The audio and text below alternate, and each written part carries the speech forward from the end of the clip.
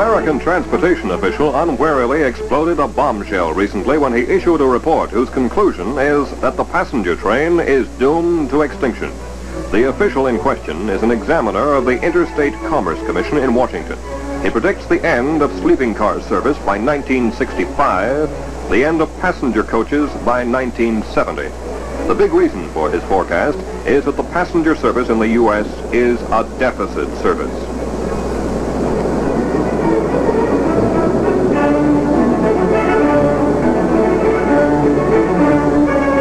The report came out just at a time when our own Canadian railways have been complaining that they too were running large passenger deficits.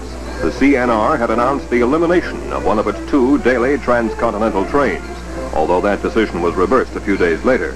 It seems as though the momentary initial panic being over, passenger trains in Canada at any rate, and for the moment at any rate, will be given a stay of execution.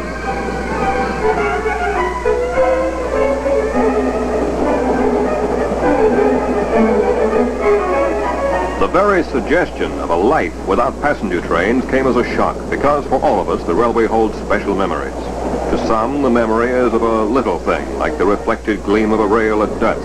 To others, it's the wartime leave-taking of a boy who never returned. To still others, it's a honeymoon or a first meeting.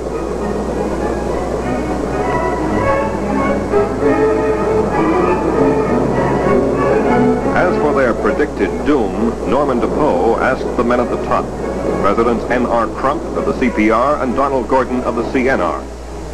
The examiner's views might well be true for the United States, but there are some inherent differences between transportation in Canada and transportation in the United States.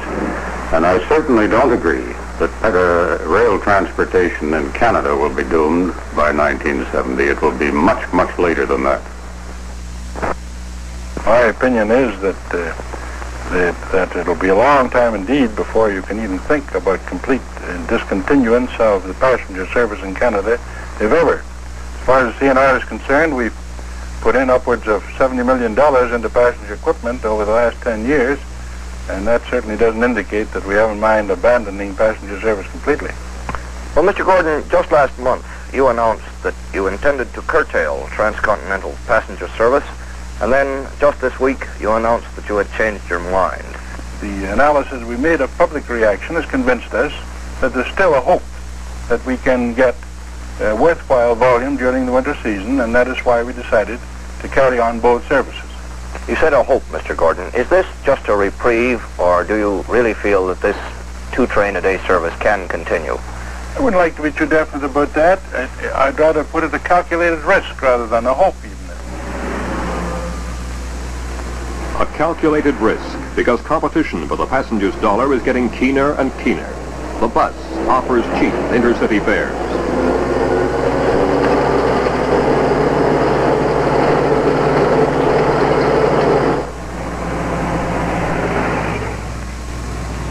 The air is offering well-advertised, glamorous, fast transportation. In a few years, people by the tens of thousands will be spanning the continent by jet in a very few hours, and as a matter of course.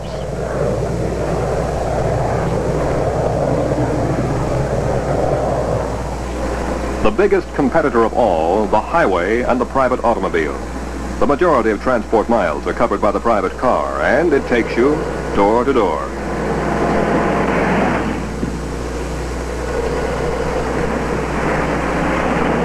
The bus, the airplane, the private automobile, all great competitors. Mr. Gordon and his railway are investigating them all. Mr. Gordon speaks.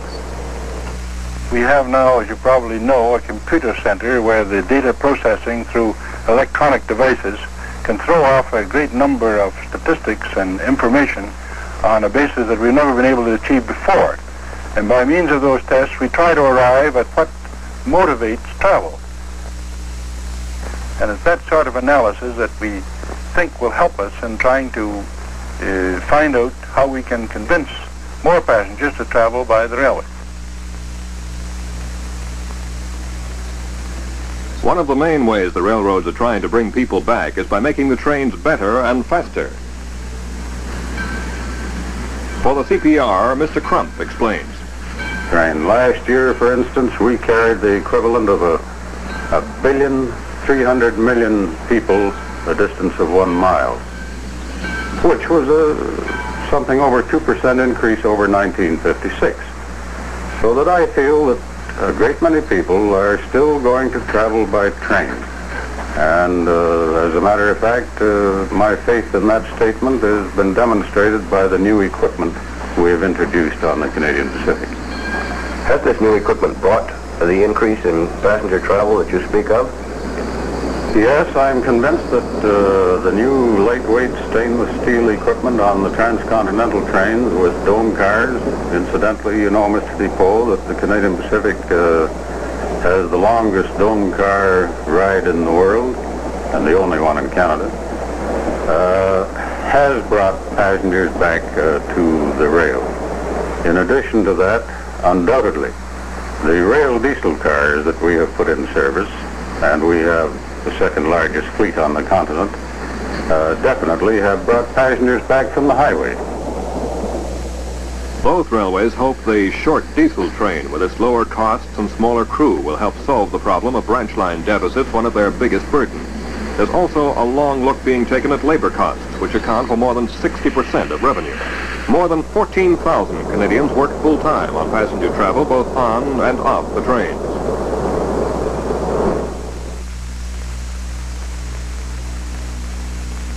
Another major worry is the dining car, which loses money despite the perennial public complaint that prices are far too high.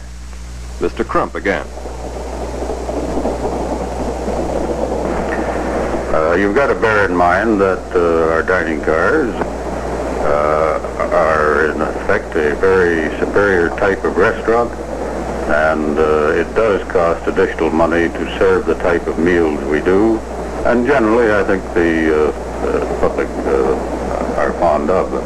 Mind you, on our transcontinental trains we also have introduced the coffee shop, which provides a meal at a much less price should one desire to have it.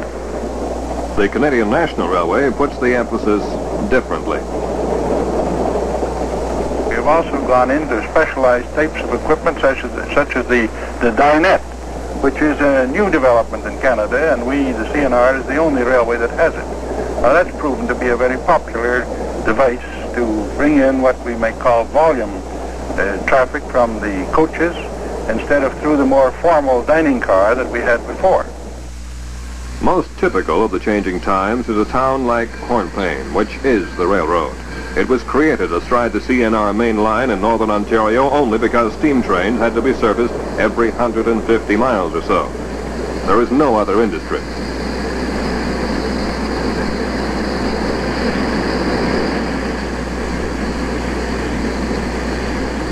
Where a staff of 77 used to supply ice for cooling passenger cars, modern air conditioning demands only 20 men. The crew that handled coal has been reduced to a handful of men who supply oil and water to the angular diesels. And the roundhouse, once filled with snorting steam locomotives, now stands almost empty. A single steam engine remains to provide heat for the buildings. Soon it too will join the other giants of yesterday in the winter grayness of the yards. Their only future, the scrap heap. While newer diesel passenger services may yet continue, certainly the next generation will never know the mournful and compelling call of a faraway steam whistle.